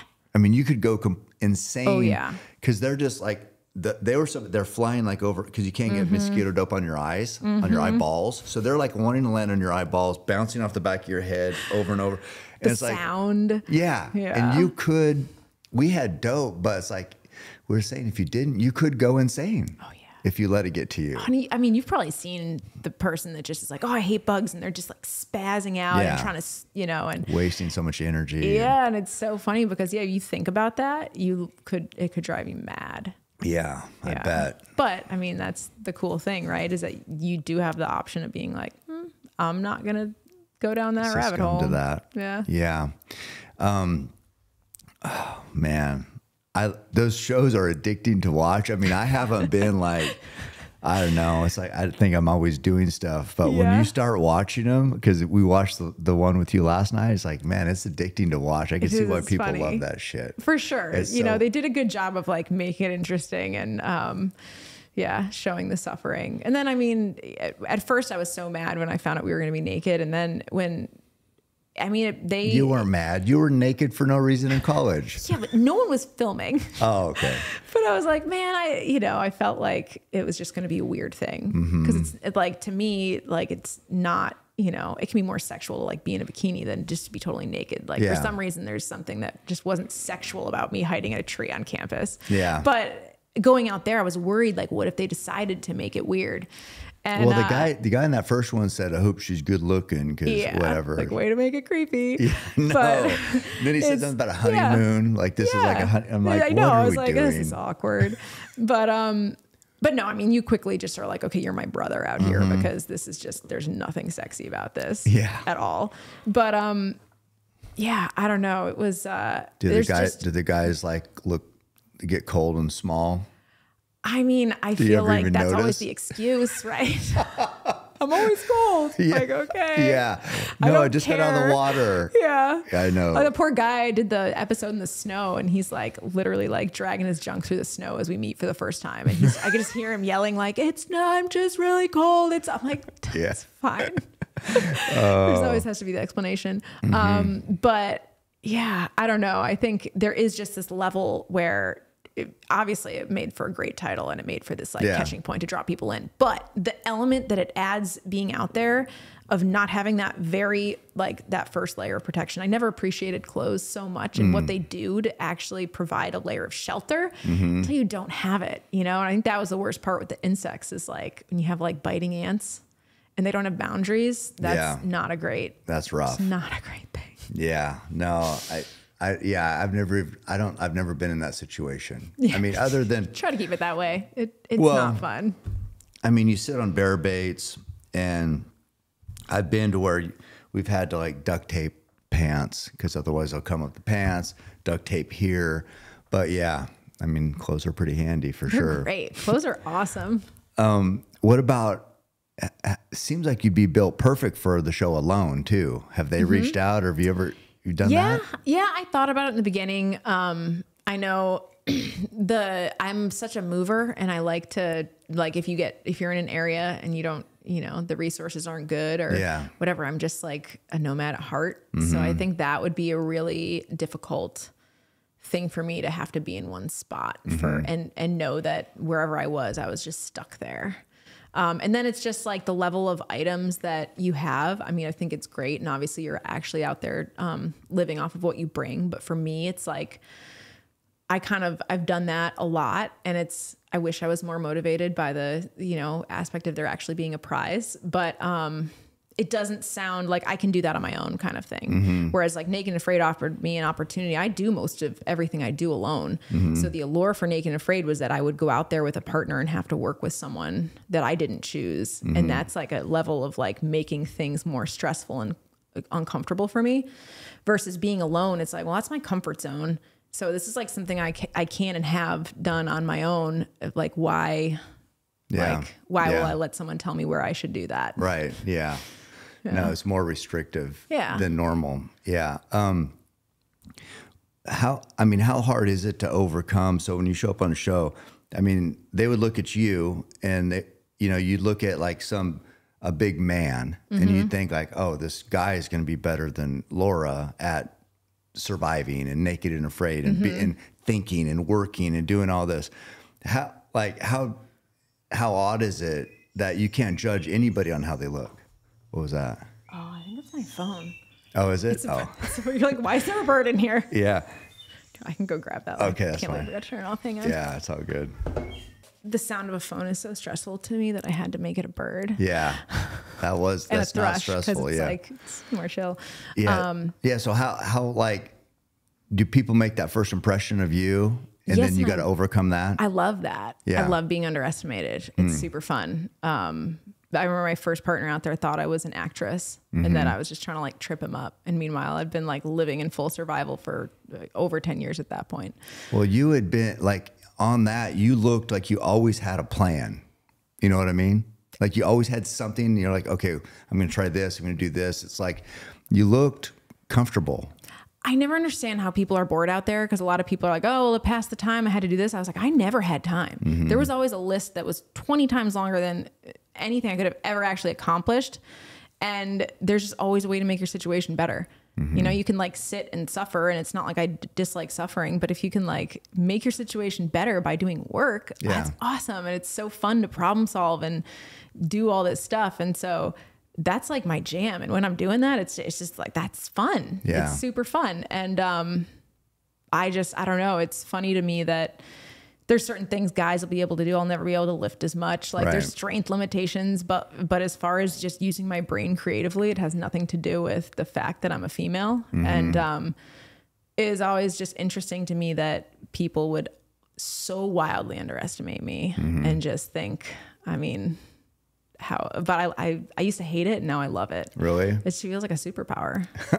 Yeah. Well, how long does it take before, I'm sure all guys are different because everybody has different egos and different preconceived notions, but how do they notice pretty soon that you're like, oh shit, she's legit? Oh yeah. And then they get upset. Yeah. Because they're like, I'm going to look like I don't have any skills and there's going to be this girl that like upstages me. And I'm like, I don't like, for me, it's about the experience. It's not about what I look like. Like, I don't like, we'll talk when the cameras are off and we'll figure out how you're not going to look like an idiot. Yeah. But don't try to turn this into a battle where you're like, you know, it's me versus you. That's so silly. Yeah. Has it happened on every show? Because it seems like to me that you would rise to the top pretty quick because of your experience. Yeah. I think once people kind of started understanding, or like people will watch the other episodes and so they'll know like who it is that they might be out there with, and then you kind of, you know, at the same time, I think the issue is that I think like women, while inherently strong, we tend to doubt ourselves more. Men can tend to overestimate their ability, and it has nothing to do with like who's better. It's just like the guys who are going to go and show off on a show, they tend to be overestimating what they're capable of. The women that go out there, they tend to underestimate what they're capable of and think that they're like not a real survivalist, whereas the guys think they're like impenetrable, you know, and they're going to just go out there and dominate. Rambo. Yeah. So it's just, I think there comes this moment where like the second that the guy is dealing with a failure or like this lack of confidence from being like, oh no, like she's doing awesome and I'm struggling. It just, they don't know as much how to deal with failure, whereas I almost expect failure. And I'm like, oh, okay, this again. All right, let's see what's next. And that becomes the mental aspect. And then when it gets projected at you because you're doing good and they're like angry at you because of that, I would run into that quite a bit. But it, you know, it was never coming from a place of like malice from me. It's not like, well, I want to look good, so you look bad. It was just like, all right, like, let's help you look better then. Like, what do you want to do? Like, how do you want to? Yeah. Cause you could have went the whole other way and just like made them look even worse probably. Right. Yeah. It just comes back to that whole thing of like, you know, how do you want to have the tallest building in town? Do you want to build the tallest building or you want to tear everyone else's down? It's like, we can all have a tall building. It's cool. Yeah, I understand. Who's been the best partner on one of those shows that you worked the best with? I mean, honestly, a lot of the women.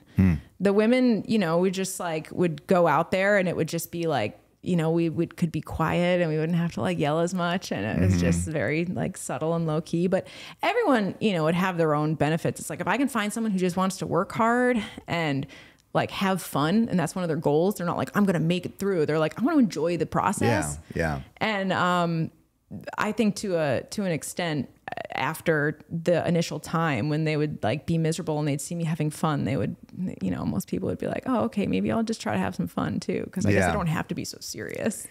What do you guys ever like tell stories? Like, cause sometimes I remember like me and Roy would be on Kodiak and be dark for whatever, 16 hours a day. And like sometimes like I just read like a can to them or tell a story, or what do you guys do? What we would do is we would talk about food in the craziest ways. Be like, okay, what is the one food from your childhood that you miss? Like, what is I had this one kid had a story about how like his grandma made the best biscuits, and like she was known for her biscuits, and then like 10 years later, they ended up finding out that it was the Pillsbury Doughboy biscuits. Oh, it wasn't homemade. And she was like, oh, well, I thought you all knew. I didn't want to say anything. And like they were just eating these store-bought biscuits forever. And it's just like food stories. We would try to remember like, oh, can you remember when's the last time you were at Arby's? What kind of stuff do they have on their menu? Like and we try to just recite whole menus. And okay, if you could have one meal for the rest of your life, what would it be? You know, just... obsessing over it. Over food. Obsessing. The craziest details. I remember there was a time too, because we do the same thing. And I was leaving this after 12 days, and we were talking about, hey, can't wait to get a hamburger, a cheeseburger with bacon. And I remember Roy said, he goes, I'm not going. He goes, can you call my wife and tell her I have another deer tag I want to fill. And we'd been there 12 days, and we'd killed bucks. And I was so convinced that we needed this hamburger, right? And then he's like, I remember him saying specifically, he's like, I'm not leaving here just for a hamburger.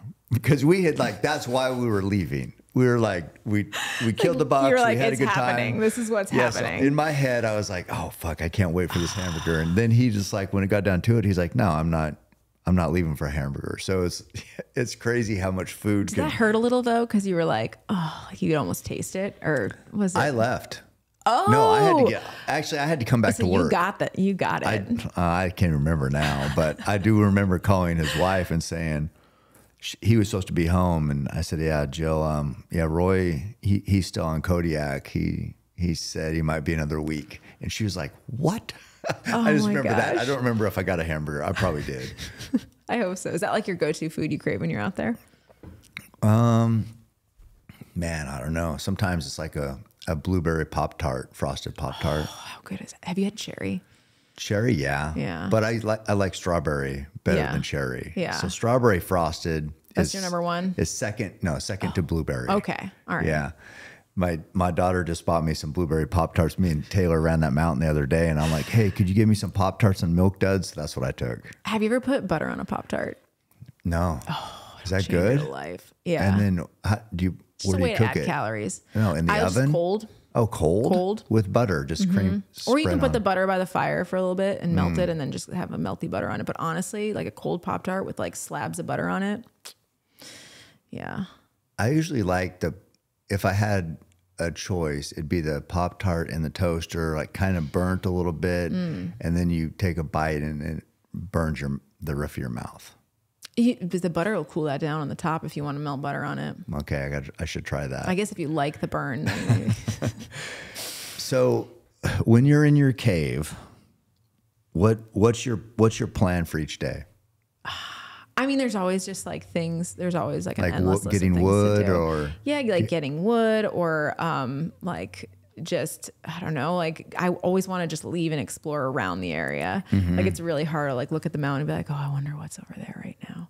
And so there's just this. I got really distracted from like a nighthawk mating display the other night. I was like, I heard it and I didn't know what it was, and I had to go and investigate, and then I had to watch it, and for like 2 hours was sitting there getting eaten by mosquitoes at sunset, like watching this like bird. And I don't know. I mean, I always have a plan, and then I always end up getting distracted. And but there's endless stuff, even if it's just like getting more water, or I don't know, wood, or just trying to like make a plan and figure out what I'm going to do and where I'm going to build and how that's all going to play out. What's the biggest reward back there? I mean, like, is it finding like a dead head or an antler or a skull, or what's like this makes this a best day? Like, Honestly, it's the night.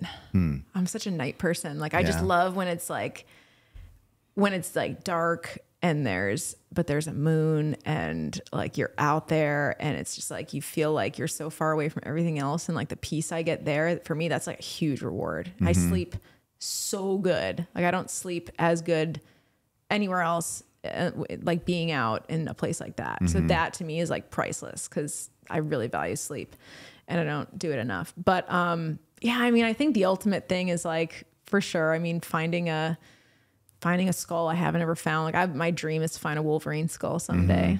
It's definitely on the list. But yeah, I mean antlers, but it's like, it's not even about that because it'll be about the whole day that led up to that moment. And there's so many rewards. You mentioned the night. So last night I noticed full moon. I don't know if it's quite full, but it looked full. And in town, you don't even hardly notice a moon. Right. But every night out there, I can tell you exactly what the phase of the moon is. That's what I was thinking is like the moon is. So can you tell, do you tell different if it's a full moon, or is there different things going on with the animals? Can you tell any difference with the moon? Yeah, I feel like there's definitely more activity. You know, I think things are taking advantage of that light more, just like I do. And I think, I mean, there's definitely a difference, and I like them. I like it all for different reasons. But for me, I mean, one of my things is I never want to be reliant on like needing anything. And so being able to cruise around at night without a flashlight in the woods, like leave it behind and go on like an extended long journey, for me, it's almost like a high, because you know that whatever happens, whatever, you know, you end up wanting to see, I mean, I'm sure it's not the safest thing, and I like probably should never tell anyone to do that. But for me, it just makes it like real, and it makes it like a whole different experience. I love that. Do you stay like on the ridge tops to do that? Because down in the canyons, it can still get very dark in the timber with the moon. And doesn't the moon, can you get stuck out there? Like I've had to wait before, like after sunset, and then maybe the moon's not going to rise for 3 hours. And so I'll just get stuck and I'll just sit and listen and like hear all the things. And then like the moon starts rising. I'm like, oh sweet, I can cruise again. Yeah. Cause that's so different than the normal human experience. Most people sitting in the dark woods would be miserable. You know what I mean? By themselves. But there's always something to, I don't know, take from that. It's so weird because if you talk to like, you know, 100 random guys and you say, have you ever spent one night in the woods by yourself? Most would say no. It's such a foreign, in this day and age, such a foreign thing. And I would, you know, it was a big challenge for me when I went to the wilderness first, and staying by yourself. I would just go for the weekend, and it felt like a big thing. Like you're laying there, you're picking where you're going to sleep for the night, what bed, if lightning comes in, where am I at? All these things that you never have to think about. But once you do, then it's such an empowering feeling when you don't need anybody and you're back there and it's just you and the mountain. I feel so much safer out there too. I feel like when you're in when I was a kid, I used to just want to sleep out in my backyard because we never went camping or anything. I would just be like, I'm going to sleep out in the backyard. And now it's like I'm in a house and there's lights on, and I feel like I'm like this target, and everyone can see me, but I can't see them. And I'm just like this glowing target. And when I'm out there, I just feel like I'm part of it. And like, I can actually see anything I need to see. Like if someone's coming towards me with a light, like they're the ones who are the glowing target, and I'm just like part of the part of the mountain. Control. Yeah. It's like, there's like a peace that comes to that. Whereas like, as long as I pay attention to what's going on around me, and I'm, you know, aware of like what the animals are telling me as far as other animals around me, and I know what's in the area and all of those things, like you can kind of, I don't know, predict or understand more what's happening there. Yeah, you can evaluate risks. Yeah, and humans are the variable you can't understand or control or predict. And so I'm not saying you can like always know what's going to happen with animals, but you know, humans freak me out way more than animals. Yeah. I've thought that too, like with bear, people say, well, do you hunt bear with your bow and this or that? And I'm like, an animal, I don't know what a man's going to do. Yeah. Humans are some are crazy, some are, Yeah. you don't know. You can't, but an animal, even a wounded animal, in some ways you can kind of predict a reaction. Even if it's that it's going to be unpredictable in that moment. Yeah. And then you at least know that. So it's like the cards are on the table. Like, okay, Right. I don't know what the fuck's going to happen right here. Yeah. But yeah, with humans, man, it's a wild card every time. Every time. So I get that. Yeah. And you don't know. Most of the time I would think that people in the wilderness would be like not looking to harm people, but Right. you don't know. You don't know. There's crazy shit happens. Crazy shit happens. And especially if you're on like the outskirts and, you know, I don't know. I think it's just one of those things where it's like, I don't live in fear of people, but at the same time, there's just like a peace and a comfort and a quiet that I can get out there that just exists nowhere else in my life. I understand that. What's the worst situation you've been out there by yourself where you're like, is this it? I think, you know, I was on top of a mountain in a really bad storm, and it was like, didn't have enough layers, was sweaty at the top, and then the weather just changed, and that's when the storm hit. And I couldn't go up anymore. And that was kind of like my way of keeping warm, is like moving up, climbing. And then all of a sudden I'm like, oh no, I can't go up and I have to come down, because really the wind is whipping and the snow was really deep. And it was just like that feeling of exhaustion and not knowing if I could get on and get back to camp, and then not even knowing which side I should dip off the mountain, because it's just a whiteout. Yeah. And I'm used to using the landscape for navigation, and it was such a whiteout that I just didn't even know where to go. I just knew that I had to go. And, feeling like I just didn't have anything left in the tank, and that I'd be, climbing along and I'd break through the snow underneath like a blow down and find those air pockets. And it was like, all right, I can't think about where I'm going or how long it's going to take me to get there. And if I have the energy to do that, I have to make it through the next step. That's what I have to do. My job right now is to take one more step, to keep moving right now. And it was like, I got down that mountain by having all these moments of accomplishing one more step. And it was crazy, because I just didn't think I had anything left in me. I was so exhausted, and every part of me was like, just take a break, and fighting through that. And the realization that I had there that no one was going to come and save me. And that even if I'd had some kind of device to get an emergency signal out, no one would have been able to come. Right. And it was all in my hands. It was like my fate, whether I lived or died, was up to me in that moment to decide. And I'd never had anything like that, where I realized that, okay, I'm tapping out, like that's it. It's like, no, like I have to do something right now, because there's nothing that's going to save me except for taking this one more step. Yeah. And that was just like a cool feeling, where it was like, it was the first time that I was aware of the fact that, maybe I pushed it too far, and maybe I didn't have anything left. And I just had never experienced that in my sheltered young life. I think morality is powerful. I mean, when you realize that, I think most people go through life thinking they're never going to die. Yeah. I mean, it's kind of like there's always time. Yeah, we got time. We can do this. This is whatever. So when you are faced with like, man, this might be over. Yeah. It's a powerful time. Do you take a weapon when you're out there? If I'm like close to people, and if I have other people with me, then I do, just because I never want to be in a situation where there's like, I'm responsible for someone's safety, or like we get into a bad situation and I can't protect them. And then for my dog, I actually started bringing, usually bear spray, because if he gets in an I'm more worried about an interaction with an animal that I can't predict, because he's there. Right. Because he's not any sort of protection. He's a liability. And in all likelihood, he will like initiate a conflict. Yeah. So, when he's out there with me, I definitely behave differently, but I'm not saying people should. I think, having a weapon out there is a smart idea, but generally speaking, I find I do more stupid things, and I like move through the woods with a level of ignorance when I have a backup plan. Yeah. So it's just, if I know it's not there, then I'm constantly having this level of awareness of like, my actions right now are going to dictate what happens, and I have to pay attention to them. I have to pay attention to my surroundings. I have to know how to you can always run into a bad situation. There's always a risk, but hey, like I said, driving a car, there's a risk there too, but I'm not doing it. But I mean, yeah, I wouldn't say like, oh, it's a great thing to not carry a weapon. I would never say that, but it's just a weight thing for me. Yeah. I mean, it's, oh, I know they're heavy. That's what I always think about when we were hunting one time. I hate taking guns, but one time I did have a pistol on Kodiak, and it was just like so fucking heavy. I'm like, I left it in the tent. I'm like, I'm not packing this thing around anymore. Yeah. I know. I'm the same. Yeah.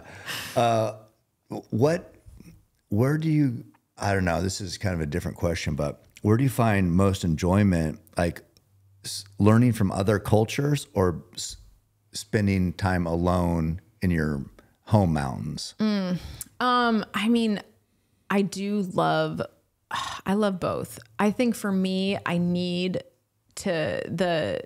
would be a bonus if I can learn from other cultures, but like the solitude and like knowing myself and like having that time alone is like imperative to my survival. And it makes me who I am, and it makes me appreciate everything else I have in my life. And I think without that, I would not be well. And I think I love learning from other cultures, and I love learning from cultures that have a connection to a place that's just so deep, because that's super inspiring. And I love learning stuff about, that area. But the alone time for me is like, that is my like addiction. Yeah. I love spending long periods of time alone, and the places it brings me in my head are so fun. Yeah. So do you read out there, or what do you do? No, I just spend time in my head. Yeah. And I don't know. It's kind of like, I think it's like spring cleaning for my head with like, if I have like things, if I'm using distraction and I'm not really understand what's going on in my brain, then like it's that level of knowing myself and knowing if there's like weird demons lurking, and like being able to like meet them and have that time. I like not having the distraction. Okay. Because I don't want to tune out. I want to be like super present and see what comes up. Be raw with whatever thoughts and feelings you're having. Totally. Yeah.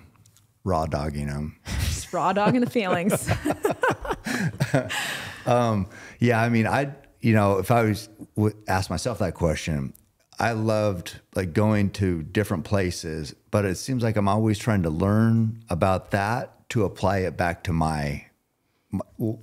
elk hunting or bear hunting or whatever I do. Is like, can this make me better at home? Yeah. Because I had these things, like I've dreamed about bow hunting big bull elk my entire life. So I'm always like, well, I can, the trackers say in Tanzania or the Aborigines, you learn about the cultures down in Australia and the history, and you're like, well, man, maybe if I have a different perspective back home and really honor the tradition of what we're doing as hunters, maybe that's gonna make me better, put me in a different mindset. So seems like that's what I'm doing. I love spending time with these people and learning from them. Yeah. But it seems like I'm always trying to like have it help my toolbox back here. Right. Yeah. I feel like if you'd asked me, I don't know, when I was like 18, I would have had a different answer. But it is, I used to just be so obsessed with like, I think I've just realized how scattered I can get and how I want to learn all these things and I'll never have enough time. So it's like, at this point, I'm just like, if I could spend every day for the rest of my life exploring within 100-mile radius of where I live, and I would never see everything. And it's like trying to choose, what I want and how I want to relate to where I am. Yeah. No, man, the mountains are the best medicine out there. What's your goals? Yeah. I think for me, it's been really fun as this really introverted, shy kid who just felt like I liked stuff that no one else did. It's been a really cool process to get to share what I do and have people be like, oh, I never thought about things that way, and I want to go and try this. And oh, here's a picture of me on this mountaintop, and I never thought I would be here. And like you inspire people to live more adventure. It's like, I'm so uncomfortable with that word, but yeah, in a sense, it's like, even if it's just like, oh, if this chick can do it, there's nothing special about her, I can do it. Like if that's the way it works, it's like, that's great to me to, the more people that are out there, the more people have that connection. I just think it's better for everyone. Yeah. So just like I just want to find more ways of bringing what I'm doing to people. And I think what I have that's different is like, it's not about this conquering. It's actually the complete opposite. It's like, all right, how do I like fit into this thing I'll never conquer? And not taking myself too seriously and just like sharing that with people. Cause I think people in general do take life way too seriously. Like there's serious moments, and then there's times where it's like, you just have to laugh at the chaos of it all. Yeah, I understand. Well, so how do you share this with people? I mean, right now, like just doing my show on carbon and trying to, you know, do Instagram and social media, which it's so funny. I feel like one of those, you know, old people that's having like a little kid show them the phone. I'm like, I barely know how to use the thing. It's so funny. But I mean, I think it'd be fun to work more with, you know, even having different, as a solo person, this is very weird for me to say, but just, you know, getting more people involved in what I'm doing. And, I'm not the best at filming everything I'm doing, because I'm like, oh, I do this every day. It's not interesting. But I think, you know, working with other people kind of have a fresh idea of what it is and like what people would be interested in seeing, and getting to share sides of myself that aren't planned is like, that's a cool thing to be able to do. And I don't know, I like bringing other people out there and getting to see it through their eyes. Not necessarily like a class. I think that's kind of not what I mean. It's more just like having authentic experiences with people and learning more like about things just from their mind and how they look at things. I think that's interesting. Yeah. But like concrete goals, I mean, there's no like stats to really measure them in my eyes, but it's just like doing more, sharing more, and like kind of going down that road more. Just living your life. And I mean, I think, you know, I'm always like a pro Brandon Shockey. But I always think about him making a film on what you do. It's like, because you have this, you know, unique look, thoughts, perspective on all that, and having a film made on that seems like it would be, I mean, the shows are good.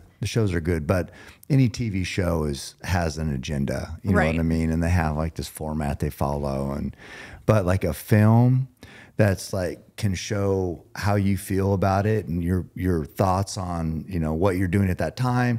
It just seems like, I mean, I know I'd love to see it. I don't know. It's like, you know, you are very unique in just what you're doing. And I think, man, people would love it. I don't know what the adventure would be. Maybe it's just living. Oh, that's what I love about filmmakers, right? They always like can like find this story in something that I don't see as a story. Like, and it's so hard to look at yourself. You know, I mean, I can't even tell you what my title is. So it's like, how do I? But I love that. That's why I think it's so cool. As much as I always thought I'd be a hermit, I just love people, because all of our perspectives on things are so different, and you kind of need that also to be able to see yourself in a different way. Yeah. I mean, I've always wanted to write a book too, but it's also like, well, what do I write it about? You know, and I think there's always these questions where it's like, I don't know, I'm just me. I'm still like the weird, you know, girl living in the arboretum, like under the cloak of darkness. So I don't know. When did you turn weird? Were you normal, like did the normal kid stuff, and then you turned weird at a certain time, or what? I mean, I think I read a lot because I like wanted to have adventures, and I was always like weird. But then I remember wearing like a spider, like a fake spider on my head to school, and being like made fun of so bad, and being like, what? Like, this is you're wearing a bow. I can wear a spider. How old were you then at this time? I was probably like 2nd or 3rd grade. Okay. I mean, so it was always just, you know, but I feel like a lot of kids feel like they're different. Yeah. I think so too. It's hard to feel like you fit in. Yeah. Like there's a few cool kids, and they probably don't even. I was never the cool kid. But they, you know, if the truth was known, they have the same doubts, I'm sure. Right. But most kids do feel weird, awkward, and not accepted. So, I mean, you kind of embraced it. Right. I'm just still the weird kid. I'm going to feel weird. I'm going to put a spider on my head. Yeah. Yeah. I love it. There's Elgambler here. What's that? Oh yeah. It was a year that I actually couldn't make it out on like my yearly trip to go find sheds and deadheads and all the things. And my friend Dave found this and sent me a picture, and I was like, I'm never going to have another year where I don't make it out there. So I got he found that bull. His bull tattooed on me to remind me that I didn't want to miss out and have that feeling again. So you're never going to miss out again. I mean, knock on wood. Yeah. All right. Well, I mean, I don't know. I could ask you a million questions on a million different things. I love everything you're about, Laura. I love that you know, your spirit that you carry out there, and I think you influence a lot of people, and it's you've influenced me, and I've been impressed with what you do, and it's been an honor for you to come here and lift, run, shoot with me and talk. It's been great. I appreciate you. I appreciate it so much. I had so much fun, and yeah, thanks for finding the edges I needed to push out there. It was awesome. You did great. Normally I end this show. Is this hers right here, Tan? Yeah. Yeah. So, yeah. So my goal is to spend time with outliers, and you are definitely an outlier. And then I end the show with like this, you know, your new bow that you just shot so well yesterday, 100 yards. That's my bow. That's your bow. And it's, I mean, thank you. You know, so you're a much. true outlier. It's an honor to spend time with you and learn from you. And hopefully we can get in the mountains and make some magic happen, whether it's on film or just hanging out. Always. I'm always down. All right. Well, thanks so much. Thank you, Laura. Appreciate you. Every step I take, I move my truth. Every time they tell me stop, I use. Every comment, hate that makes my fuel. Gather up my energy and boom. I hear them talking, saying the way that I move is so reckless. That is a part of my mind I've been blessed with. Giving my blood, so I am relentless. My fault, they want someone to blame. They sent their hate, it fuels my pace. I am Roy Tough, I am the change, the fuel in dirt. Feeling like Cam Haynes.